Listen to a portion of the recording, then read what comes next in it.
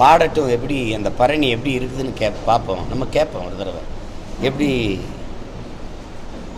சொல்லுவாங்கள்ல, குடும்ப தலைவிக்கு 1000 கொடுத்தோம், அப்புறம் புரட்சி பெண்ணுன்னு ஒரு 1000 கொடுத்தோம், அப்புறம் தமிழ் மகன் ஒரு 1000 கொடுத்தோம். இதை தவிர வேறு ஏதாவது பேசுவாங்களான்னு இந்த பரணி பாடுதான்னு பார்ப்போம். கள்ளச்சாராயம் குடித்து செத்தவனுக்கு 10 லட்சம் கொடுத்தோம். விவசாயி செத்தா அல்லது இராணுவத்திலிருந்து வந்து நாட்டின் பாதுகாப்புக்கு போய் செத்தா அவனுக்கு ஒன்றும் கொடுக்கல நாங்கள். அதெல்லாம் சொல்லுவாங்கல்ல. நாடே வெள்ளத்தில் தென் மாவட்டம் வட மாவட்டம்லாம் நாசமாகி போச்சு. முதல்லையாவது ஒவ்வொரு இதில் சென்னையில் தூத்துக்குடியில் சேதத்துக்கெல்லாம் ஒரு 6000 எல்லாருக்கும் போச்சான்னு இல்லை, கொடுத்ததையாவது 6000 கொடுக்குறோன்னா சொல்லி கொடுத்தவங்களுக்கு. அது இப்போ வட மாவட்டத்தில் இவ்வளோ பெரிய சேதத்தை வேளாண்குடி மக்கள் சந்தித்து எல்லா விளைநிலங்களும் பால்பட்டு போயிருக்கும்போது 2000 ரூபா அறிவிக்கிறீங்க. அதுவும் இன்னும் பல பேருக்கு போய் சேரல. என்ன இந்த ஆட்சியில் என்ன சாதனைன்னு அவங்க சொல்லுவாங்கன்னு ஒரு தடவை நான் அந்த பரணியை கேட்க ரொம்ப ஆர்வமாக தான் இருக்கேன். அது எப்படி அந்த பரணி பாடப்படுதுன்னு தான் ஒரு தடவை பார்த்துருவோமே. நீதிமன்ற வாசலில் கொலை, மருத்துவமனைக்குள்ள கொலை, அப்புறம் பள்ளிக்கூடத்தில் பாடம் நடத்திக்கிட்டு இருக்க ஆசிரியர் கொலை, எல்லா கொலைகளையும் இப்போ ஆம்ஸ்டாங் கொலை, தம்பி ஆம்ஸ்டாங்குடைய கொலை, நேற்று பாளையங்கோட்டை அந்த திருநெல்வேலியில் நடந்த கொலையெல்லாம் பார்க்குற ஒருத்தர், இப்போ நீங்களோ நானோ அல்லது என் குடும்பத்து ஒரு நம்ம மக்கள் என்ன மனநிலையில் வெளியில் வருவாங்க? எப்படி என்ன பாதுகாப்பு இருக்கும் அவங்களுக்கு? தெருவில் போனால் உயிரோட வீட்டுக்கு வருமானு தெரியாமல் எப்படி நாட்டு மக்கள் வாழ்வது?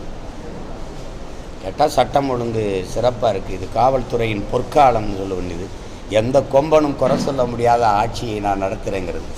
ஒன்று தான் உங்கள்கிட்ட கேட்பேன், உங்கள் மனச்சான்று தொட்டு நீங்கள் இதுக்கு பதில் சொல்லணும்.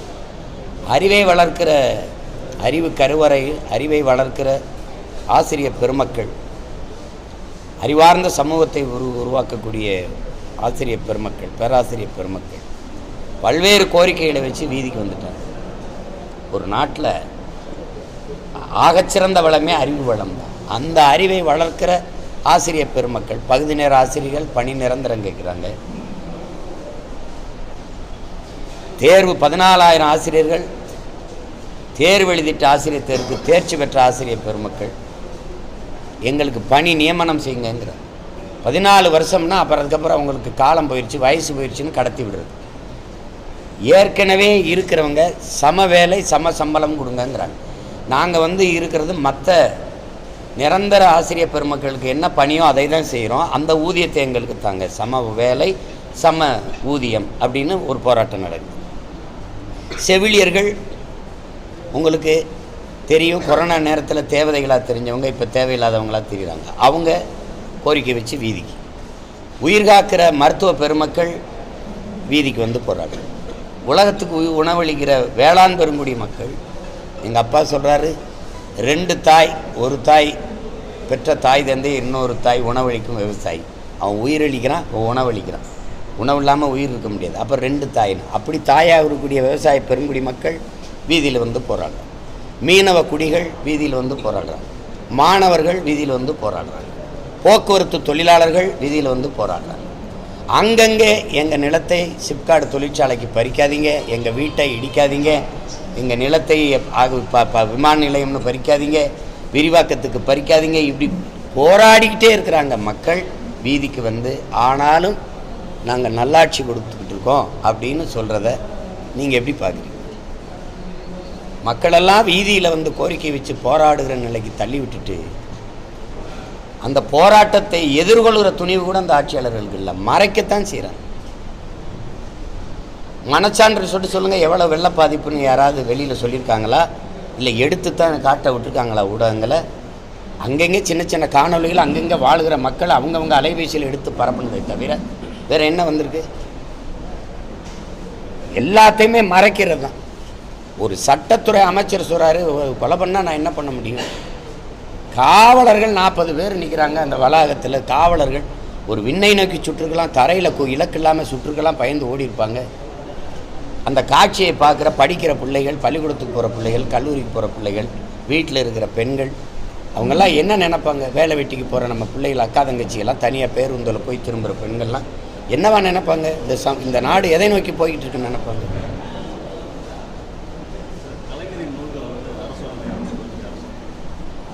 அவங்க அரசு, அவங்க நூல்.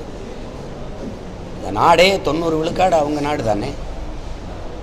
என்னோட தாழ்மையான கோரிக்கை, இந்த தமிழ்நாடுங்கிற பேரை மாற்றிட்டு இது ஐயா கருணாநிதி நாடுன்னு கூட வைக்கலாம். யார் எதிர்க்க போகிறோம்? எதுக்கு அவர் பேரை வைக்கல? கழிப்பிடம் குடிப்பிடம், கழிப்பிடம் குடிப்பிடம் ரெண்டை தவிர எல்லாத்துக்குமே அவர் பேர் தானே வைக்கப்பட்டிருக்கு. வைக்கப்பட்டிருக்கா இல்லையா? வைக்கப்பட்டிருக்கா இல்லையா சொல்லு. இந்த நாட்டில் மற்ற எந்த இடத்துக்கும் அவர் வேறு தலைவர்கள் பேரை வைக்க தகுதி பெற்ற தலைவர்களே இல்லையா? கியாபி விஸ்வநாதன் யாருன்னு உங்களுக்கு தெரியுமில்ல? அன்றைக்கி நாங்கள் வந்து வணக்கம் செலுத்திட்டு போனேன். எத்தனை இந்த அரசியல் தலைவர்கள் வந்து அவருக்கு வணக்கம் செலுத்தினாங்க? எல்லா அடையாளங்களையும் மூடிடணும். தமிழனுக்கு எது எது பெருமை இருக்கோ, எவன் முன்னோன்னு, எவன் அந்த மண்ணுக்கு மக்களுக்குமா உழைச்சி போராடி செத்த பெருமை மிக அடையாளங்கள் இருக்கோ அதையெல்லாம் மூடிடணும். பெரியாருக்கு பின்னாடி தான் எங்கள் இனத்துக்கு வரலாறு. அதுக்கு முன்னாடி எங்களுக்கு எழுத படிக்க தெரியாது, எங்களுக்குன்னு ஒரு வாழ்க்கை இல்லை, வரலாறு இல்லை. உலகமே சொல்லுது முதல் குடி தமிழ் குடி, முதல் மொழி தமிழ், 50,000 ஆண்டுகளுக்கு மூத்த ஒரு இனம்னு. நீங்கள் 50 ஆண்டுகளுக்கு பின்னாடி தானே என் வரலாறையே சொல்கிறீங்க. இப்போ அதை விட்டுட்டு இப்போ நூலகமாக ஐயா கருணாநிதி தான், பேருந்து நிலையமாக ஐயா கருணாநிதி தான். எதுன்னு சொல்லுங்கள், என்னன்னு சொல்லுங்கள். ஜல்லிக்கட்டுக்கு ஒரு இதா? அது ஜல்லிக்கட்டு வளாகத்துக்கு அவருக்கு என்ன சம்பந்தம் இருக்குது? எல்லாத்துக்கும் அவர் பேர் தான். பல்நோக்கு மருத்துவமனையா, அதுக்கு அவர் பேர் தான்.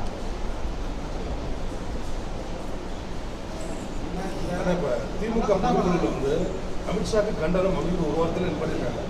அங்கே மத்தியில் பார்த்தீங்கன்னா அங்கே இருக்க ஒரு பதவி விலகணும், மன்னிப்பு கேட்கணும்னு சொல்லியிருக்காங்க. இதை நீங்கள் எப்படி பார்க்குறீங்க? இதில் 2 பேருமே சலித்தவர்கள் இல்லை, காங்கிரஸ் பிஜேபி. அதனால் அம்பேத்கரை வந்து ஒரு உங்களுக்கு அனுப்பிட்டா உங்கள் அலைபேசியில் அரசியல் சாசனத்தை வகுக்கும்போது நத்தையை விட மெதுவாக இயங்குகிறார்ன்ட்டு நத்தை மேலே அண்ணல் அம்பேத்கரை ஏற்றி வச்சு நேரவர்கள் சாட்டைட்டு அடிக்கிற கருத்துப்படம் இருக்குல்ல, கேள்விப்படம் அனுப்பிட்டா. அது யார் வெளியிட்டது? காங்கிரஸ். அம்பேத்கரை பேரை சொல்லி சில பிழைப்புவாதிகள் இங்கே பிழைத்து கொண்டிருக்கிறார்கள் பேச பெருமகன் யார்? யாருன்னு சொல்லுங்க. அன்றைய கலைஞர். அவள் அதை எப்படி சொல்கிறது? அன்றைய அமித்ஷா. எது ஒன்று இப்போ ஒரே நாடு ஒரே தேர்தலில் முதல்ல ஆதரித்து பேசின ஆள் யார்? கொண்டு வந்தது யார்? காங்கிரஸ். அன்றைக்கி 1975 ஒரே நாடு ஒரே தேர்தல், அதாவது இந்த சட்டசபை தேர்தலுக்கும் பாராளுமன்றத்துக்கு ஒரே மாதிரி வந்தால் செலவு மிச்சமாகும் என்று அம்மையார் இந்திரா காந்தி ஒரு இடத்திலே நாங்கள் தீர்மானம் போட்டு அப்படின்னு பேசினது இருக்குது. உங்களுக்கு அனுப்பிக்கிட்ட எல்லாமே எங்கள் அப்பா நம்மாழ்வார் சொன்னது தான் நான் உங்களுக்கு சொன்ன நினைக்கிறேன். மகனே, உலகத்தின் எந்த நச்சுத்திட்ட நாசத்திட்டத்துக்கு நீ வேறு தேடி போனாலும் அது அமெரிக்காவில் இருக்கும்டா. இந்திய நிலத்தில் எந்த நச்சு திட்டத்துக்கு வேறு தேடி போனாலும் அது காங்கிரஸ் கிட்ட இருக்கும், அவங்க கையெழுத்தில் இருக்கும். தமிழ்நாட்டில் எந்த நாசகார திட்ட நச்சு திட்டத்துக்கு வேறு தேடி போனீங்கனாலும் அது ஐயா கருணாநிதி கையெழுத்தாக இருக்கும், திமுக கையெழுத்தாக இருக்கும். இது ஏதாவது ஆதாரப்பூர்வமாக எடுத்து அனுப்பணுன்னாலும் நான் உங்களுக்கு சேகரித்து அனுப்பிவிடுவேன். நீங்கள் டாங்ஸ்டனை எதிர்க்கிறதுன்னு தீர்மானம் போடுறேன். நீங்கள் வந்து எடுங்கன்னு சொன்னீங்களா இல்லையா சொல்லுங்கள். 2022-23 நீங்கள் பேசுனது இருக்கா? பேசுனீங்களா இல்லையா? இதே மாதிரி கொடுந்துட்டம் தானே மீத்தேன் ஈத்தேன். அதை கையெழுத்து போட்டு அனுமதிச்சது யாரு?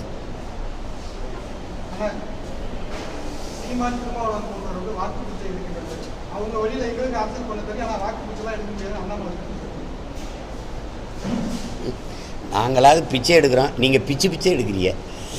ஒரு கேள்வி தானே, வெளிப்படையாக பேசுவோம்.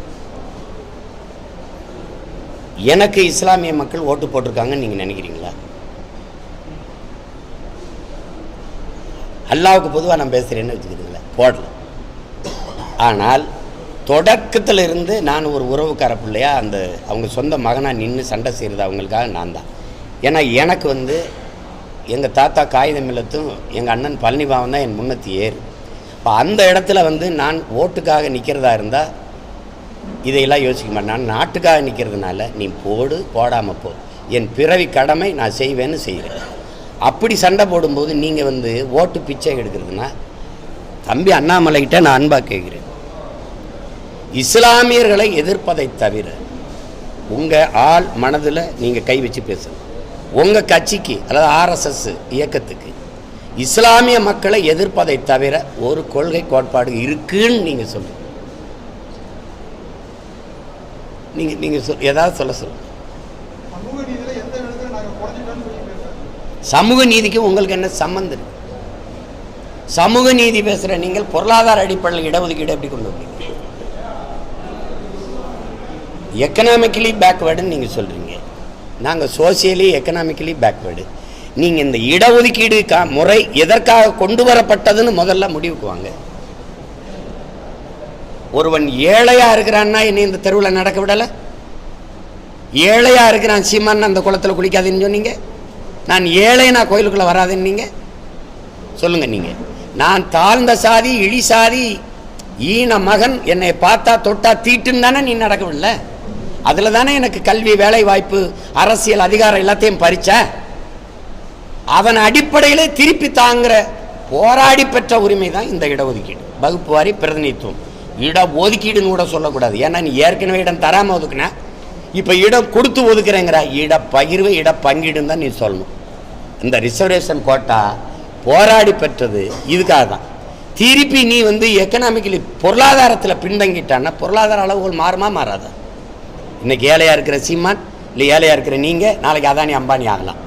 ஆனால் நான் அதானி அம்பானி ஆனாலும் நான் எவ்வளவு உயரத்துக்கு போனாலும் பறையன் தான்னா இது வலிக்குமா வலிக்காது? நாட்டின் முதல் குடிமகன் ராம்நாத் கோயிலுக்குள்ளே போக முடிஞ்சுதா? எங்கள் அப்பாவே சான்று. ஆகப்பெரிய இசை மேதைலாம் சொல்லக்கூடாது, இசை இறைவன், இசை அவதாரம். அவருக்கு நீங்கள் நாடாளுமன்ற ஒரு ராஜ்யசபா உறுப்பினர், மாநிலங்களவை உறுப்பினராக கொடுக்கும்போது பிடி உஷாவுக்கு, அப்பா இளையராஜாவுக்கு, இன்னொருத்தருக்கு யாருக்கோ கொடுத்துட்டு இந்த விளையாட்டு வீராங்கனைக்கு ஒன்று கொடுத்துருக்கோம். அப்பாவை கொடுக்கும்போது அவங்க என்ன பண்ணுறாங்க, தலித்து ஒருவருக்கு கொடுத்துருக்கோன்ற இருக்குது, செய்தியில் வேணால் நீங்கள் பார்க்கலாம். எங்கள் அப்பாவுக்கு தகுதி பார்த்து கொடுத்தியா, தலித்துன்னு கொடுத்தியா? அப்போ இவ்வளவு உயரத்துக்கு போய் தொட்ட ஒரு மகனுக்கே நீ சாதிய மேலே அந்த இழிவை நீ போக்க முடியல, நீ எடுக்க மாட்டிய. அப்புறம் நீ சமூக நீதி எப்படி பேசுகிற? நீ என்ன உனக்கு சமூக நீதி இருக்குது? சமகால நீதி கூட கிடையாதுங்க. சாதி வாரி கணக்கெடுப்பு எடுக்குமா பிஜேபி? எடுக்க சொல்லுவாரா என் தம்பி அண்ணாமலை? எடுக்க சொல்லுவாரா? சொல்லுங்க. எடுக்குமா? காங்கிரஸில் சகோதரர் ராகுல் காந்தி இப்போ பேசுகிறா அப்படி, ஏன்னா நேத்தான் கட்சி ஆரம்பிச்சு இப்போதான் எதிர்கட்சியாக வந்திருக்க மாதிரி பேசுகிற. எடுக்க மாட்டார்கள். பெரியார் பேரை சொன்னவர்களே எடுக்கலையே. இங்கே எதுக்கு இவங்களுக்கு என்ன சமூக நீதி இருக்குது? தம்பி, ஒரு கோட்பாடு தான், எண்ணி கொடு, எடுத்து கொடுக்காத, அள்ளி கொடுக்காத, அளந்து கொடு, இதான கோட்பாடு. நீ கொடுக்கறதுக்கு நீ யார்? முதல்ல 10 பேர் இருக்க வீட்டுக்கு 10 பேர் சாப்பாடு அனுப்பு, அங்க 100 பேர் சாப்பாடு அனுப்பாத. 100 பேர் இருக்கிறதுக்கு 100 பேர் சாப்பாடு அனுப்பு, 10 பேர் சாப்பாடு அனுப்பாத. இதுதான் நீதி. மாறி அனுப்புனா அநீதி. அதான் இங்க நடக்கிற சண்டை. அது தெரியாம நீங்க சமூக நீதிக்கு நாங்க என்னைக்கு எதிர்த்தோம்னா நீங்க என்னைக்கு ஆதரிச்சிருக்கீங்க சொல்லுங்க. ஐயா, நான் எங்கள் அப்பா பாஷாவுக்கு நான் ஒரு மூத்த மகன் போல் நான் போயிட்டேன், ஒரு கடமைச்சு. எங்கள் அண்ணன் வரல, வன்னியரசு தம்பி அனுப்பிட்டு இரங்கல் அறிக்கை விட்டேன். நீங்கள் எதுக்காக அவ்வளோ ஆயிரக்கணக்கான மக்களை கூட்டி வச்சு போராட்டம் நடத்தினீங்க? பாஷா எங்கள் அப்பா கொண்டு வச்சது தப்பு, அதில் 50 பேர் செத்துட்டாங்க, தப்பு. குஜராத்தில் பல ஆண்டுகளை கலவரம் நடத்தி ஆயிரக்கணக்கான மக்களை கொண்டு குவிச்சது யார்? அது யார்? அப்போது அந்த நாட்டை மாநிலத்தை ஆண்டு கொண்டிருந்த முதல்வருக்கும் உள்துறை அமைச்சருக்கும் தெரியாமலே, உள்ளாட்சித்துறை அமைச்சருக்கும் தெரியாமலே நடந்துருச்சா?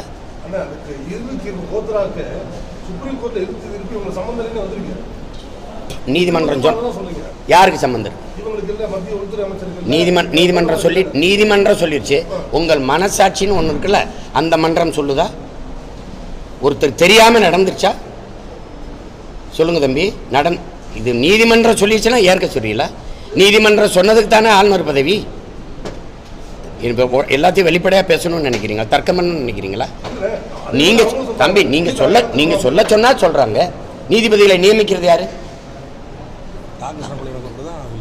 தாகிருஷ்ணன் ஐயா, எங்கள் ஐயா கொலை வழக்கில் கூட தான் யாருமே கொலையாளி இல்லை விடுதலை. தன்னைக்கு தானே குத்திக்கிட்டு செத்துட்டாரா? இல்லை மக்களே அந்த கலவரத்தில் ஒருத்தர் வெட்டிட்டு செத்தாங்களா? எந்த நாட்டில் எங்கே இருக்கிறீங்க நீங்கள்? இங்கே தீர்ப்புகள் தான் சொல்லப்படும் தம்பி, நீதி வழங்கப்பட்டதில்லை இந்த நாட்டில். இது தீர்ப்பு மன்றங்கள் தான், நீதிமன்றங்கள் கிடையாது இந்த நாட்டில். அது சொல்லப்பட்டிருச்சுன்னு தான் தெரியுமே. பல்கீஸ் பானு பாலியல் வன்கொடுமை வழக்கில் கூட தான் எல்லாரும் விடுதலை ஆயிருக்கிறாங்க. அதையெல்லாம் அவங்க கண்டிப்பாங்களா?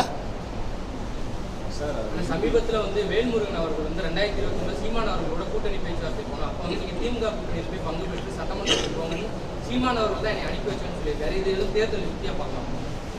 யுக்திலால அப்படிலாம் அலைபேசியில் பேசிக்கிட்டதான். இது முழுக்க பேசணுமா என்ன? அவர் பேசுகிற மாதிரியே நான் பேசணுமா என்ன? சொன்னார் இது கருத்து வெளியிட்டது. சரி, அவர் சொல்லிட்டார்ல, தொடங்கிட்டார்ல, நான் முடிக்கிறேன். அதாவது அவர் எங்கள் ஐயா விட்டு பிரிஞ்சு வர்றதுக்கு ஒரு இது பண்ணும்போது, அப்போ கட்சி ஆரம்பிக்க போகும்போது எங்கள் அண்ணன் என்கிட்ட சில வேலைகளை கொடுத்து அனுப்பும்போது, குளத்தூர் மணியன்னா எங்கள் மாமா சாகுல் கமீது, அவர், நாங்கள் 4 பேரும் அவர் வீட்டில் உட்காந்து பேசணும். அப்போ நான் எங்கள் அண்ணனை தலைமையேற்க கூப்பிட்டேன். யாரை? என்னால், நான் சின்ன பையன், இப்போ இருக்கிறது இல்லை, 15 வருஷத்துக்கு முன்னாடி சில வேலைகளை கொடுத்து அனுப்பும்போது எங்கள் தலைவர், அதை நான் எனக்கு ஒரு என்ன இருந்தாலும் அச்சம் இருந்தது, நமக்கு இப்போ அனுபவம் இல்லை அப்படின்னா போய் அவரை கூப்பிட்டேன். நான் மூத்தவரைன்னு தான் கூப்பிடுவேன் எங்கள் அண்ணனை. அவர், நான் ரொம்ப நாளாக இதில் இருந்துட்டேன், நீங்கள் பண்ணுங்க, நான் வேணா பின்னாடி இருந்து பண்ணேன், குளத்தூர் மணி என்ன இது பண்ணிட்டேன். எங்கள் மாமா வந்து எனக்கு முழு ஆதரவு, சாகுல் கமீது. அப்போ என் ரத்தம் தானே கூப்பிடு, நீங்கள் வா, நீ எனக்கு, ஏன்னா நீ 2 முறை எம்எல்ஏ இருந்துட்டேன், உனக்கு இந்த அரசியல் தெரியும், நீ இது பண்ண. இல்லை ரத்தம், நான் எப்படி போடுறது, நான் இருக்கேன், நான் பின்னாடி இருந்து எல்லா உதவியும் செய்கிறேன்ட்டார். அப்புறம் நான் வழி இல்லாமல் இதை தொடங்கிட்டேன். அந்த சூழலில் அவர் வெளியில் வர்றதுக்கு பல காரணங்கள் இருந்தது. திருப்பி எங்கள் ஐயா போய் காங்கிரஸ் திமுகவோட கூட்டணி வைக்கும்போது வெளியில் வான்னு சொன்னேன். அப்போ அவர் வரல. அதுக்கப்புறம் அவர் ஏதோ ஒரு சூழ்நிலை வெளியில் வந்த பிறகு போய் கூப்பிட்டேன், நீங்கள் வாங்க எங்கள் தலை, சரி வா நம்ம கூட சேர்ந்து எல்லாம் செய்யலான்னு. அவர் வரல. அதுக்கப்புறம் தனி இயக்கம் கண்டுட்டார். ஆனாலும் நாங்கள் எங்கள் உறவு அப்படியே தான் போயிட்டு இருந்துச்சு. அப்போ ஒரு நேரத்தில் வந்து நான் என் வீட்டில் இருந்தால் இப்போ அழைச்சி பேசினார். ரத்தன் அந்த மாதிரி தினகரனோட கூட்டணிக்கு போகலாமான்னு கேட்டார். அவருக்கு இது என்னென்னா எம்எல்ஏ ஆகணும், எம்எல்ஏ இருந்தவர் சட்டமன்ற உறுப்பினர் இல்லைன்னா எனக்கு பாதுகாப்பு இருக்காது, கட்சியை வளர்த்து கொண்டு போகிறது கடினம், அதனால் நான் ஆகணும், அதுக்கு என்ன பண்ணுறது, நான் தினகரனோட கூட்டணி போகணுமான்னு. இப்போ எம்எல்ஏ ஆகணுங்கிறத அவர் விருப்பமாக இருந்தது. அப்போ நான் சொன்னேன், நீ எம்எல்ஏ ஆகுதுன்னு நீங்கள் முடிவெடுத்துட்டிங்கன்னா இப்போ தினகரனோட போக வேணாம், அவர் கூட வேணாம், அதுக்கு நீங்கள் திமுக கூட போகலாம். அப்படி விமர்சனங்கள் வந்தால் அது அப்புறம் பார்த்துக்கலாம், அதுதான் சரியாக இருக்குன்னு நீ விரும்பிட்டீங்கன்னா நீங்கள் அங்கே போங்கன்னு சொன்னது உண்மை. நான் சொன்னேன். அப்போ சொன்னார், இல்லை நான் ஒரு தெரிந்தால் தான் நல்லது, யாருமே ஒன்றும் இல்லாமல்னா சரி உங்கள் விருப்பம் போங்கன்னு சொன்னேன். அதை நான் சொன்னேன்.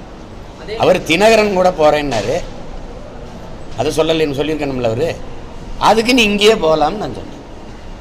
அது சொன்னேன். அது போயிருந்தால் அவர் அது என்ன ஆயிருக்குன்னு உங்களுக்கு தெரியும். அது வேணாம், நீங்கள் இங்கே போங்கன்னு நான் தான் சொன்னேன். அதே நேரத்தில் 2026 பாமக, விசிக, நாம் தமிழர், தமிழக மாநில கட்சி ஒருங்கிணைச்சு ஒரு கூட்டணி அமைக்கிறதுக்கு முன்னேற்பாடுகள் செய்வேன்னு சொல்லியிருக்காரு. இந்த நாம் தமிழர் எந்த மாதிரி பார்க்குறேன்? 26 சாத்தியமானு எனக்கு தெரியல. நானே கூட தம்பி கேபிரியலுக்கு கொடுத்தது யார் ஒருங்கிணைக்கிறது? அவர் ஒருங்கிணைக்கிறேன்னு சொல்லியிருக்காரு. யார் கேட்பா? சரி, நான் கேட்பேன், வேற யார் கேட்பா? அதை நான் வந்து அன்புமணி அவர்கள்ட்ட, விசிக திருமாவளவன் அவர்கள்ட்ட பேசணும், சீமான் சரின்னு சொல்லிட்டாரு, மற்றவங்கள்ட்ட பேசணும்னு சொல்லியிருக்காரு. சரி, பேசட்டும். ஆனால் இப்போ இந்த மாதிரி ஒரு பேட்டி கொடுத்து பேசட்டும். உங்களுக்கான அதிருப்தி அன்னைக்கு அவர் தான் தலைமை வகிக்கிற மாதிரி திருச்சியில் ஒரு கூட்டத்தில் பங்கேற்கிறாரு. அதெல்லாம் பேசிட்டு வேண்டியதில்லை, அதெல்லாம் பேசிட்டு வேண்டியதில்லை. சரி, அது அவருக்கு இதில் வந்து ஒரு சைடு உங்களை மிரட்டுற மாதிரி செய்கிறாருன்னு நினைக்கலாம், எடுத்துக்கலாமா? சும்மா இதெல்லாம் எப்படி ஓடுற நதி வெறும் பூக்களை மட்டுமா தூக்கிட்டு ஓடும்?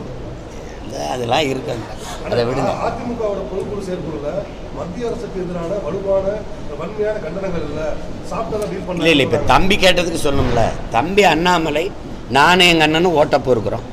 அவர் யாரோட ஓட்டப்போருக்கு அந்த பேரணியை நடத்தினார். நாங்கள் 2 பேரும் இஸ்லாமிய மக்களின் ஓட்டப்போருக்க, அதில் வெளிப்படையாக சொல்கிறேன், என் தலைவன் மேலே ஆணையாக சொல்கிறேன், அவங்க எனக்கு ஓட்டு போட்டதில்லை, இதுவரை போட்டதில்லை, இனி போடுவாங்களாங்கிறது அவங்களுக்கு தான் தெரியும். அவங்க 5 கடமையில் 6வது கடமை திமுகவுக்கு போடுறதுன்னு முடிவெடுத்துட்டு இருக்கும்போது இறை தூதரே வந்து திமுகவுக்கு போடாதீங்கன்னாலும் நீங்கள் இறை தூதரே இல்லைன்னு என் மக்கள் சொல்லுவாங்களே ஒழிய, அது அவங்கள பொறுத்த வரைக்கும் நல்லா பிஜேபியின் பி டீம், அது ஏ டீம் யாருன்னு கேளுங்க. நான் பி டீமாக ஏன் ஆனேன்? ஏ டீம் திமுகவாக இருக்கிறதுனால நான் பி டீம் ஆகிட்டேன், அதுதான் உண்மை. நீங்கள் உங்கள் கேள்வி. பொதுக்குழு செயற்குழுல வந்து மத்திய அரசு வன்மையான கண்டனங்கள் இல்லைன்னு சொன்னாங்க, குற்றம் சாட்டினாங்க. ஆனால் இன்னைக்கு நடக்கிற அந்த அவங்களுடைய கூட திமுக கூட்டத்திலையும் அந்த மாதிரி பெரிய அளவு கண்டனங்கள் எதுவுமே இல்லைங்க. அதாவது நகத்தை வச்சு கீறி விடுறது ஒன்று, சொரிஞ்சு விடுறது ஒன்று சுகமாக. இது சொரிஞ்சு விடுறது, சுகமாக சொரிஞ்சு விட்டு தூங்க விடுறது. அதை எதிர்க்க மாட்டாங்க. ஏன்னா இவங்களுக்கு யாருக்கிட்டையும் வந்து நேர்மை இல்லை, தூய்மை இல்லை. ஒரு அமலாக்கத்துறை சோதனையை போட்டால் என்ன நடக்குன்னு உங்களுக்கு தெரியும். அதுக்கு பயந்துக்கிட்டு தான் தமிழ்நாட்டில் நீங்கள் ஆந்திராவில், தெலுங்கானாவில் அவர் சந்திரசேகர் ராவ் மகளுக்கு சோதனை போகுது, ஜார்க்கண்டில் அவர் முதலமைச்சருக்கு போகுது, கெஜ்ரிவாலுக்கு சிறை போகுது. இந்த தமிழ்நாட்டு முதலமைச்சர் அவங்க சார்ந்தவங்களுக்கு அந்த குடும்பத்தை பற்றி எந்த விசாரணையும் போகலை அமலாக்கத்துறைனா அப்போ ஒரு அனுசரிப்பு இருக்குது தானே. அதை பேச வேண்டிய நீங்கள் பேசலை, இப்போ நான் பேசி அது பயனில்லை. இப்போ நடிகர் விஜய் கட்சி ஆரம்பிச்சதுக்கு அப்புறம் தான் இந்த 1000 இளைஞர்கள் தேடி நீங்கள் போறீங்களா? சும்மா அவரை போய் தம்பி, அவர் 1000 இருந்தாலும் அவர் எனக்கு தம்பி, அதோட விடுங்க. அவரை போய் சும்மா ஆகுனா இழுத்து கொண்டு வந்து நிறுத்திருக்கீங்க. நீங்கள் ஏன் திமுக உண்மையிலே யாருக்கு பயப்படுது? யாருக்கு பயப்படுது? அதிமுக கூட இல்லை. எனக்கு தான் அதை ஆடியோ ரிலீஸ் பண்ணோம், அங்கே போயிருச்சுங்க. ஒரு 2 பேர் நான் விரட்டி விட்டால் அதை சேர்த்து வச்சுக்கிட்டு 2000 பேர் சேர்ந்தார்கள், கூண்டோட காலி. அது அப்படி இப்படின்னு ஏதோ பண்ணிட்டு அதை விட்டு தொலைங்க. நீங்கள் உங்களுக்கு ஒன்று சொல்கிறேன், என்னை எதிர்க்கிற எல்லாரும் என் எதிரிகள் இல்லை. நான் யாரை எதிர்க்கிறேனோ அவங்க தான் என் எதிரி. நான் பிறக்கும்போதே கருவில் இருக்கும்போதே இவன் தான் எதிரின்னு குறித்து தான் பிரசவமானேன். அதனால் நீங்கள் இனிமேல் எனக்கு ஒரு எதிரி பிறந்து வர வேண்டிய தேவையில்லை, ஏற்கனவே ஃபிக்ஸு. அதை போய் பேசிட்டு இருக்க வேண்டியதில்லை. அப்படி தானே? பயப்பில்லை. தினம் அமைச்சர் 2 பேர் உட்கார்ந்துக்கிட்டு யாருன்னே தெரியாத 2 பேர் கட்சியை விட்டு விலகினார்கள், 1000 பேர் இணைந்தார்கள். எனக்கே இவன்லாம் யாருன்னு தெரியலையே, கட்சியை நடத்துகிற எனக்கே தெரியல. அவனெல்லாம் சேர்த்துக்கிட்டு பேட்டி, தினம் பேட்டி. இப்போ பயம்தானே? ஒரு காவல்துறை அதிகாரியை வச்சுக்கிட்டு எல்லாரும் செல்ஃபோனையும் பறிச்சுக்கிட்டு வழக்கை போட்டு ஆடியோ வெளியிட்டு முன்னாடியில் சினிமாவுக்கு தான் ஆடியோ வெளியிட்டாங்க, இப்போ தான் அரசியலுக்கு ஆடியோ வெளியிடுறதெல்லாம் நடக்குது. இதெல்லாம் பயம் இல்லாமையாக இருக்குது. பயம் இல்லாமையா என் சின்னத்தை எடுத்தீங்க? பயம் இல்லாமல் எனக்கு என்ன ரைடு விட்டீங்க? என்ன பண்ணீங்க? ரைடு விட்டீங்களா? என்ன பண்ணீங்க? நடவடிக்கை இருந்தால் சும்மா அச்சுறுத்தணும். எதுக்கு 6 தேர்தலை சந்தித்தவன் ஒரு விவசாய சின்னத்தை வச்சு அவனை அவசரமாக அந்த சின்னத்தை நீங்கள் எடுத்தீங்க? பயந்தானே? அப்புறம் இப்போ என்ன பண்ணுவீங்க? இப்போ நான் அங்கீகரிக்கப்பட்ட 7 விழுக்காடு வச்சுருந்தேன், 1 விழுக்காடு தான் குறைஞ்சி. அந்த சின்னம் இருந்தால் அப்போ வாய்ப்பு தரணும்ல, திருப்பி அதை எடுத்துக்கிட்டீங்க. இப்போ 8 விழுக்காட்டுக்கு மேலே வந்துட்டேன். இப்போ நான் கேட்குற சின்னத்தை கொடுக்கணும். அதே விவசாய கொடுன்னு வாங்கினேன்னா என்ன பண்ணிடுவீங்க? சும்மா ஏதாவது. பொதுவாகவே 2026 தேர்தல் வந்து இப்போ இருக்க திமுக கூட்டணிக்கு சாதகமாக இருக்குது அப்படின்னு பொதுவாக சொல்கிறாங்க. பொதுவாக குடுகுடுப்புக்காரன் என்னைக்காவது கெட்ட காலம் பிறக்குதுன்னு அடிப்பானா? அவன் எல்லாத்துக்கும் நல்ல காலம் தான் பிறக்கும். வீட்டில் அப்பா செத்து அழுதுகிட்டு இருந்தாலும் வீட்டு வாசல் நின்று நல்ல காலம் பிறக்குது தான் அடிப்பான். வேணா நீங்கள் வேணா பாருங்கள். எதுக்காக சாதகமாக இருக்குது? சிறந்த ஆட்சி இது வரைக்கும் இருந்த முதலமைச்சர்களே தி ஒஸ்ட் சீஃப் மினிஸ்டர் இவர் தான். ஆட்சி தான். இது ஏதாவது எடுத்து சொல்லுங்க. வலிமையான ஒரு கூட்டணி எதிர்கொள்ளணும்னா நம்மளும் வந்து சில அட்ஜஸ்ட்மெண்ட்லாம் பண்ணி தானே ஆகணும். நான் ஒரு கேள்வி கேட்கிட்டேன். கூட்டணி வைக்கணும் அப்படின்னா எதுக்கு தனியாக கட்சி ஆரம்பிக்கிறீங்க? எல்லாரும் எதுக்கு தனித்தனியாக கட்சி வச்சுருக்கீங்க? இப்போ நீங்கள் கூட்டணிக்கு போகிறீங்க, எதுக்கு தனியாக கட்சி வச்சுருக்கீங்க? எந்த கட்சியோட கூட்டணிக்கு போறீங்க? அந்த கட்சியில போய் சேர்ந்துட்டு போயிட வேண்டியதானே? தனித்தனியாக கட்சிகள் எதற்கு? என்ன பிரச்சனை? எதுக்காக தனி கட்சி? எதுக்கு தனி கட்சி? தனித்தனி வியாபாரமா இல்லை தனித்தனி லட்சிய கட்சி? எதுக்கு கட்சி கேட்டால் கட்சியை காப்பாற்றணும். கட்சியை காப்பாற்றுறதே உங்களுக்கு லட்சியமாகி போனால் எந்த லட்சியத்தை காப்பாற்ற கட்சியை ஆரம்பித்தீர்கள்? பதில் யார்கிட்ட இருக்கு? கூட்டணிக்கு போனால் கூடி கொள்ளையடிச்சா சரியாயிருமா? எந்த கட்சியோட கூட்டணிக்கு போவீங்க? எதுக்கு கட்சியை ஆரம்பிச்சிங்க? இந்த கட்சிகள் இருந்து மாற்று, இந்த கட்சிகள்லாம் சரியில்லை, மக்களுக்கு ஏதாவது நல்லது செய்யணும்னு திருப்பி அந்த கட்சியோட சேர்ந்து என்ன நல்லது செய்வீங்க?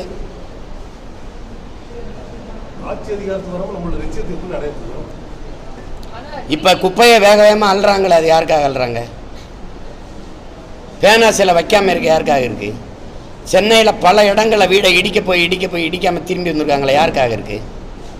பரந்தூர் விமான நிலையம் இன்னும் கட்டப்படாமல் அப்படியே இருக்க யாருக்காக இருக்கு? 8 வழிச்சாலை யாருக்காக போடாமல் இருக்கு? யாருக்காக? எங்களுக்காக தான். என்ன சாதிக்கிறீங்க? 36 லட்சம் பேர் ஓட்டுக்கு ₹1 வாங்காமல் 36 லட்சம் பேர் உண்மை நேர்மையாக நல்ல அரசியல் வரணும்னு எண்ணத்தில் வாக்கு செலுத்தின அந்த மக்கள் அப்படின்னா அது மாறுதல் தானே. எந்த அரசியல் பின்புலம் இல்லாத எளிய பிள்ளைகள் தேர்தலில் 117 பெண்கள் 117 ஆண்கள் போட்டியிட்டு 8 விழுக்காடு அங்கீகாரத்தை பெற்று ஒரு அங்கீகாரம் பெற்ற அரசியல் கட்சியாக வர முடியும். பணம் இருக்கவும் தான் அரசியல் செய்ய முடியும்.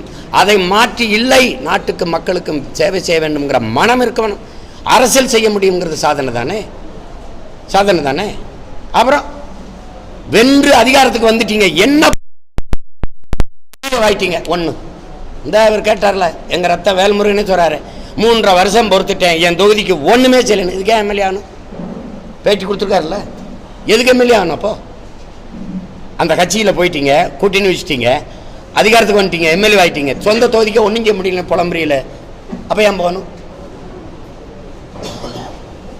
நீங்கள் போராடினா நடக்க மாட்டுது. ஆனால் நான் தனிச்சு நின்று நாங்கள் போராடும் போது அது கவனிக்கப்படுது, வேக வேகமாக பேசப்படுது.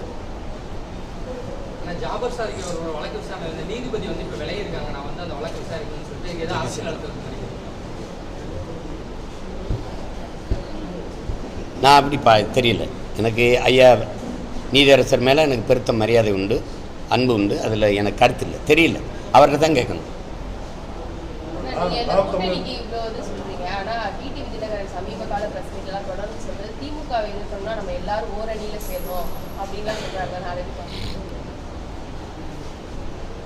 திமுகவுக்கு ஆதரவு.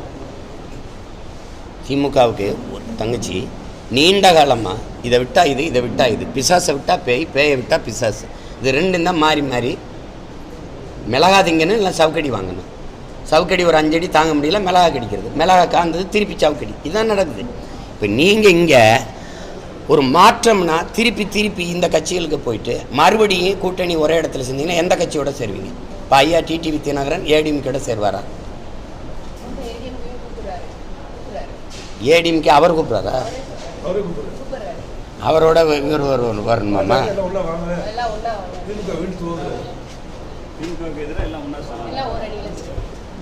இதெல்லாம் என் மையம் வாங்க என் தலைமையில் விளையாடுங்கன்னு சொல்கிற மாதிரி சும்மா இதெல்லாம் தங்கச்சி சாத்தியமில்லாத. இப்போ ஏதோ ஒன்று பேசுகிறதுக்கு பொழுதுபோக்கு பேசிட்டுக்கலாமே வெளியே, நடக்க போகிறத பேசுங்க.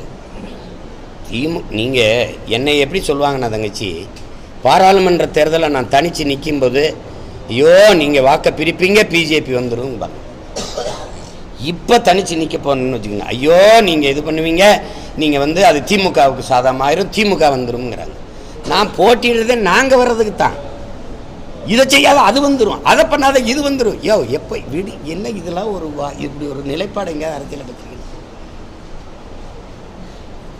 மறுபடியும் என்ன பண்ணுவாங்கன்னா, இந்த 2 கட்சி இதுக்கு எதிராக ஒரு கட்சி கூட்டணிக்கு போகும்போது 2 கட்சி தான், மாற்றுங்கிறதே இருக்காது. இப்போ நான் தனியாக நிற்கிறதுல உங்களுக்கு என்ன பிரச்சனை அப்படின்னா, தனியாக இவன் எதோடும் சேர மாட்டானே, இந்த பையன் இவனை எப்படி நாசம் பண்ணுறது, இவனே ஒன்னாப்தி பார்ட்டி ஆக்கி விட்டோம்னா கச்சோலி முடிஞ்சிடும். இப்போ இவ்வளோ நேரம் நீங்கள் கேட்குறதுக்கெல்லாம் பதில் சொல்கிறதில்ல, யாரையாவது ஒருத்தர் உட்காந்து பதில் சொல்லுங்கள். இப்போ நீங்கள் ஊழல் லஞ்சம் இதெல்லாம் தம்பி அண்ணாமலை பேசுவார், ஊழல் லஞ்சம்லாம் பேசுவார். பாஜக ஆண்டுகிற மாநிலங்களில் ஊழல் லஞ்சம் இருந்ததா இல்லையா?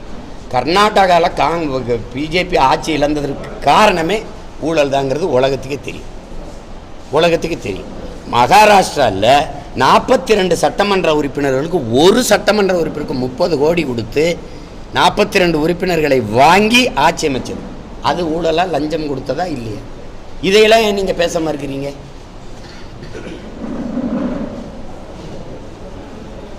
அது கொடுமை. இங்கேக்கு இது செய்தி இதில் தொலைக்காட்சியில் வருது, யாராவது எடுத்து பேசுறீங்களா? சிறை கைதிகள் தயாரித்து வித்த பொருளை 14 கோடி நீங்கள் ஊழல் பண்ணியிருக்கீங்க. சிறை கைதிகள் தயாரித்து ஊறுகாய், பருப்பு பொடி, உரை இதெல்லாம் தயாரித்து அவங்க உள்ளே இருந்து செய்வாங்க. என்னென்னா, நான் இருக்காத சிறைகள் 1-2 தான் இருக்குது தமிழ்நாட்டில், எல்லா சிறையிலும் இருந்திருக்கல. அவங்க தயாரித்து கொடுக்கறதுல அதில் வந்த வருவாயில் 14 கோடி ஊழல் நடந்திருக்கு அப்படின்னா அது ஒரு தோராய கணக்கு தான். 14 கோடிங்கிறது நடந்திருக்கலாம்ங்கிறாங்க, அது கூட நடந்திருக்கலாம். போராடக்கூடிய கட்சியில இருந்து மாவட்ட நிர்வாகம் வெளியிருக்காங்க, உங்களுடைய லட்சியம் அது என்னன்றது கற்றுக்கலாங்களா? விலகியிருக்காங்களா? நாங்கள் விலைக்கு அனுப்பியிருக்கோம்மா. அவங்க ஒரு டைம் கொடுத்துருந்தாங்களா உங்களுக்கு? ஆனால் அதெல்லாம் அந்த அறிவு நீங்கள் சொல்லணும்னு சொல்லி விளையிருக்காங்க. பரவாயில்ல, சரி, அவங்க நேரம் முடிஞ்சிருச்சு, போயிட்டாங்க. இப்போ அவங்க ஒரு உயர்ந்த லட்சியத்துக்காக தொடங்கியிருக்காங்கல்ல, அந்த லட்சியத்தை அவர் அடைய நான் வாழ்த்துறேன். அதானே?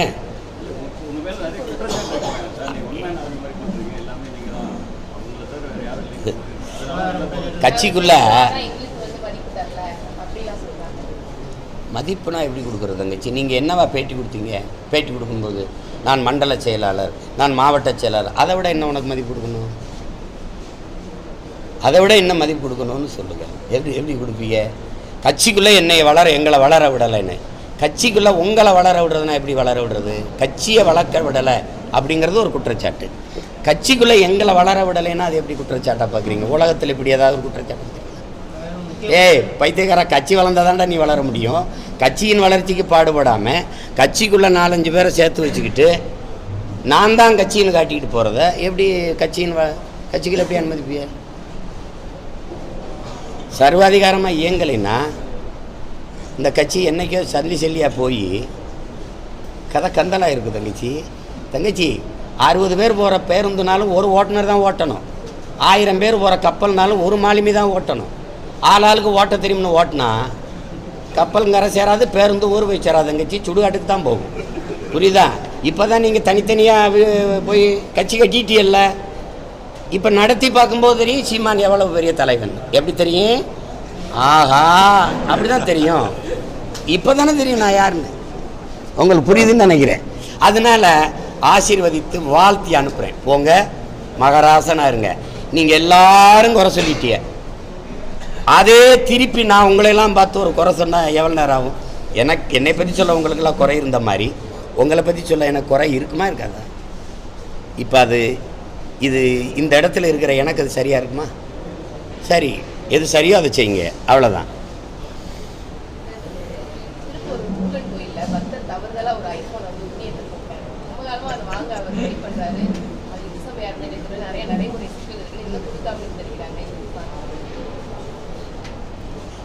அது எப்படி சிரிச்சுக்கிறதா அழுதுகிறதான்னு தெரியல.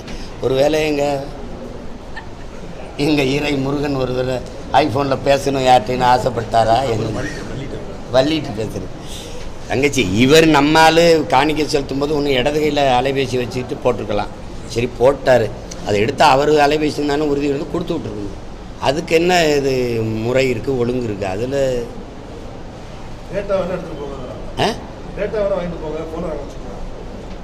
யாருக்கு வச்சு என்ன பண்ண போகிறாங்க? விற்று உண்டியில் காசா போட்டுருவாங்களா? இல்லை என்ன பண்ணுவாங்கன்னு இருக்குல்ல சட்டம். திருப்பூர் முருகன் கோயிலுக்குன்னு தனி சட்டம் இருக்கா? படம் பார்த்து கட்டு போகிறது தான் பாளையத்தம்மனா? இந்த குழந்தைய உள்ளே போட்டீங்க, இந்த குழந்தை இன்னி எங்களுக்கு தான் அப்படின்னு. சரி, ஒரு குண்டை போட்டுட்டாரு அவர். சிரிக்காதியா? ஒரு 10 நாள் ஒரு வெடிக்கும்போது இல்லை போட்டிங்க குண்டு எங்களுக்கு தான், நீங்கள் போங்கன்னு சொன்னீங்கன்னா ஐயோ கால கொடுமை.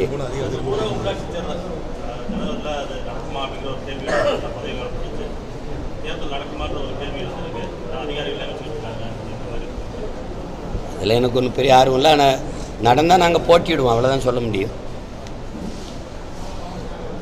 நாங்கள் வந்தால் அது உள்ளாட்சி துள்ளாட்சி, அதில் நானே நல்லாட்சி கொடுக்கும்போது அங்கேன்னு ஒரு உள்ளாட்சின்னு வேறு வரைக்கும் நானே கொண்டு தண்ணி ஊற்றும்போது அங்கே எதுக்கு அங்கே ஒரு வேலைக்காரன், அப்புறம் எதுக்கு வட்டாட்சியர், அப்போ கிராம அதிகாரி, அப்புறம் மாவட்ட ஆட்சியர், மக்களின் நலத்திட்டங்களை கொண்டு போய் சேர்க்க இவ்வளவு இருக்கும்போது இந்த ஊழல் லஞ்சத்திற்கான தொடக்கமே அங்கே தான் ஆரம்பிக்குது.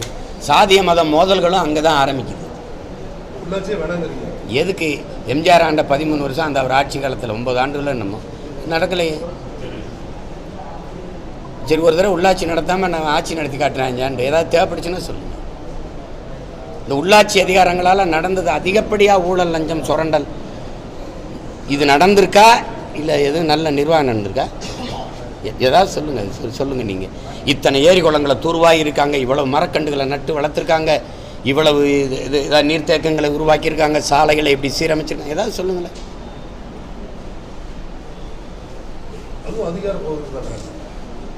ஒருத்தர் இல்லாமல் அவங்களுக்கு இருக்காங்க. அதான் வேறு வரைக்கும் போய் கொள்ளையடிக்கிறது. அப்புறம் எதுக்கு மாவட்ட ஆட்சியர் வச்சுருக்கீங்க? வட்டாட்சியர் எது இருக்குது?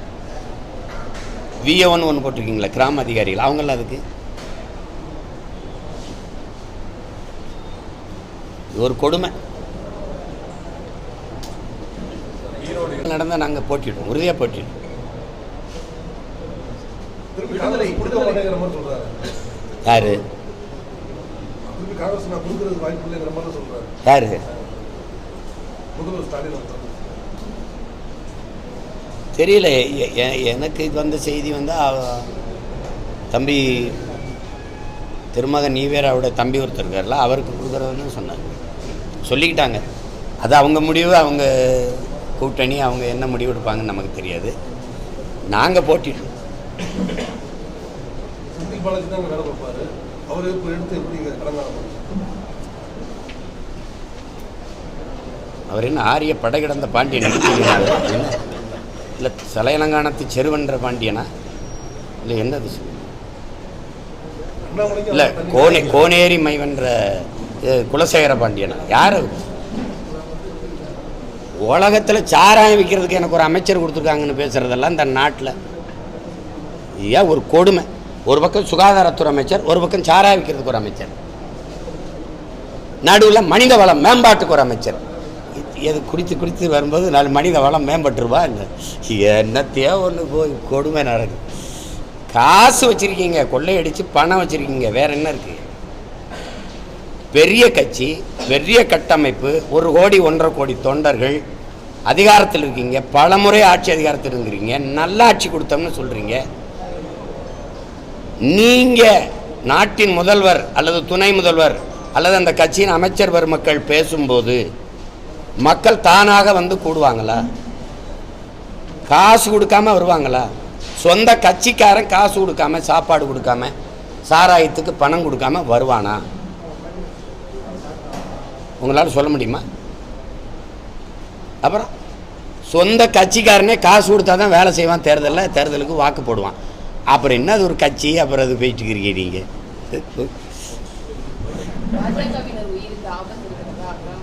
பாஜகவினரால தான் நாட்டு மக்களுக்கு ஆபத்து இருக்குது.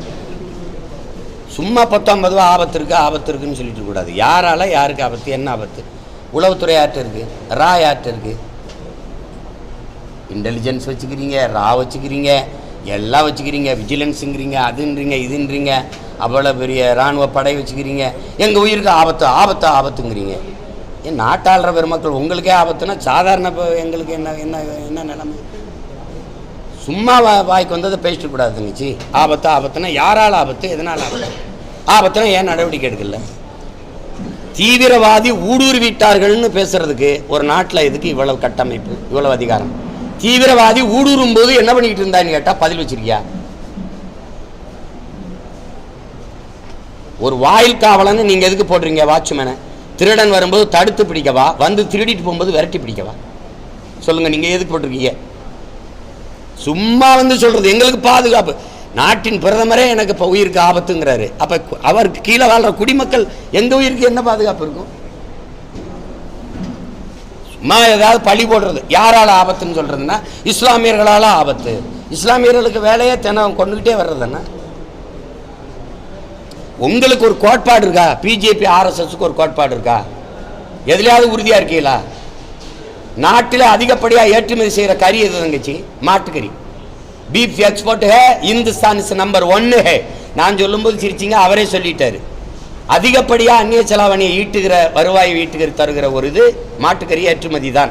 இந்த மாட்டுக்கறியை ஏற்றுமதி செய்யப்படுகிற நாடுகள் எது? யாராவது சொல்லுங்க. அவ்வளவும் இஸ்லாமிய கிறிஸ்தவ நாடுகள். மறுக்கிறீங்களா, ஏற்கிறீங்களா? அப்போ இஸ்லாமியனுக்கு கறி அனுப்பி விடுவேன், ஊட்டி விடுவேன், கிறிஸ்தவனுக்கு கறி அனுப்பி விடுவேன், அவன் கொடுக்குற காசை வச்சு இது பண்ணுவேன். அதே கறியை உள்ளவன் சாப்பிட்டா கொண்டு விடுவேன். இது ஒரு சட்டம். நான் மாட்டுக்கறி சாப்பிட்றத விட்டுறேன், என் உணவை உறுதி செய். அப்புறம் நான் எதை சாப்பிடணுங்கிறத முடிவு செய். அதானே ஆட்சியாளனுடைய கடமை. இதே பட்னி போட்டுறேன், நான் நண்டை திங்கிறேன், நத்தையை திங்கிறேன், எலியை கூட திண்டு, பூனையை கூட திண்டு போறேன், உனக்கு என்ன? நீங்கள் வெங்காய வெள்ளைப்பூண்டு கூட தான் திங்க மாட்டேங்கிறீங்க. நாங்கள் எதாவது கேட்குறோமா சொல்லுங்கள். எந்த கோட்பாட்டில் நீங்கள் சரியாக இருக்கிறீங்க? உங்களுக்கு நாட்டை பற்றியோ மக்களை பற்றியோ கவலை கிடையாது. சாமி சாமின்னு பேசிட்டு இருந்தீங்க. வாழுகிற பூமியை பற்றி ஒரு நொடி கவலைப்பட்டிருக்கீங்களா நீங்கள்? இந்த மலையை வெட்டி கொண்டு போகிறத பற்றி உங்கள் கவலை, மணலை அள்ளி விற்கிறத பற்றி கவலை, நச்ச ஆலைகளை நிலமெங்கும் நிறுவி புவி வெப்பமானது, காற்று மாசுபட்டது, பருவநிலை மாற்றம், அதை பற்றிய கவலை ஒன்றும் கிடையாது. இஸ்லாமியனை எழுத்துறணும், இஸ்லாமியனை எழுத்துறணும். என்னமோ பாபர் எல்லாரையும் விட்டுட்டு போன மாதிரி. இங்கே இருக்கிற இஸ்லாமிய யார்? யார் இஸ்லாமிய? நேற்று யார்? என் தம்பி யுவன் சங்கர் ராஜா. இன்னைக்கு யார்? இந்த மாதிரி ஒரு நாடை நீங்கள் பார்த்துருக்கீங்களா? என் தம்பி யுவன் சங்கர் ராஜா இஸ்லாத்தை ஏற்றுட்டாருங்க. இப்போ ஒரு சிறுபான்மைங்க. என் தம்பியை பெத்த எங்கள் அப்பா இருக்கார்ல இளையராஜா, அவர் பெரும்பான்மைங்க. ஒரு நாட்டை பற்றியெல்லாம் எப்படின்னு புரியுதா உங்களுக்கு நான் சொல்கிறது? ஏஆர் ரஹ்மான் இருக்கார்ல என் அன்பு சகோதரர், அவர் சிறுபான்மைங்க. அவருடைய சொந்த அக்கா பையன் இருக்கார்ல என் தம்பி ஜிவி பிரகாஷ், அவர் பெரும்பான்மைங்க. இந்த கொடுமை உலகத்தில் இந்த நாட்டை தவிர ஏதாவது எங்கேயாவது இருக்கா பற்றியில? மதத்தை வச்சு மனிதத்தை கணக்கிடுறது உலக நாட்டில் எந்த நாட்டு வரலாறுலையும் இல்லை. இந்த நாடு ஒன்று தான்.